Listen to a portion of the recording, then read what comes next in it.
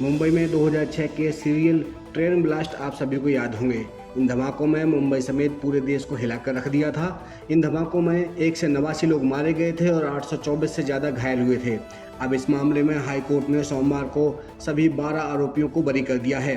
Court ने माना है कि सरकारी सिस्टम आरोपियों के खिलाफ केस साबित करने में नाकाम रहा है।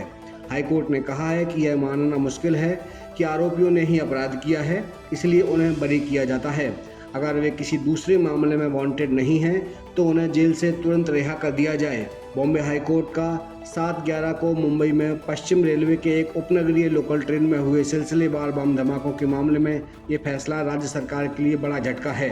हाई कोर्ट ने इस मामले में मुंबई पुलिस की जांच पर भी सवाल उठाए हैं। 19 साल बाद अपना फैसला सुनाते हुए अदालत ने सभी आरोपियों को बरी कर दिया है। इस मामले में हाई कोर्ट ने एक विशेष अदालत के फैसले को पलट दिया। विशेष अदालत ने 5 आरोपियों को मौत की सजा और बाकी को उम्र कैद की सजा सुनाई थी। बॉम्बे हाई कोर्ट ने इस मामले में अपने फैसले पर कहा, करीब एक दशक पहले एक विशेष अदालत ने 5 आरोपियों को मौत की सजा, बाकी को आजीवन कारावास की सजा सुनाई थी। न्यायमूर्ति अनिल किलोर और न्यायमूर्ति श्याम चंडक की विशेष पीठ ने यह फैसला सुनाया है। उन्होंने कहा कि अभियोजन पक्ष मामले को उचित संदेहों से परे साबित करने में पूरी तरह से विफल रहा है। अदालत ने अभियोजन पक्ष के लगभग सभी गवाहों को बयानों के विश्वास योग्य नहीं माना।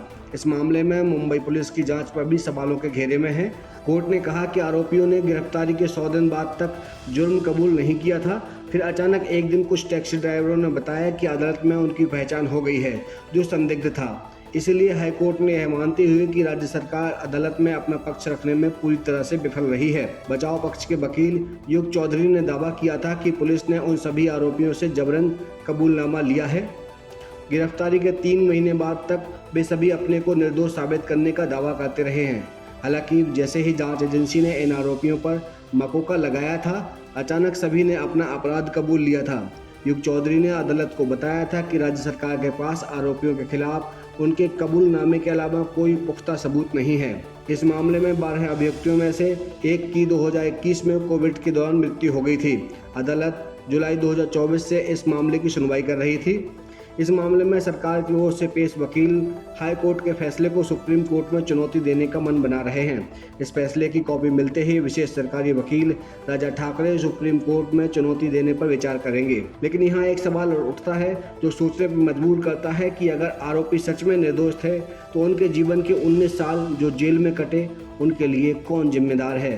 वीडियो आपको कैसा लगा हमें कॉमेंट में बताइए। जय हिंद, जय छत्तीसगढ़। आप देखते रहिए CG भास्कर।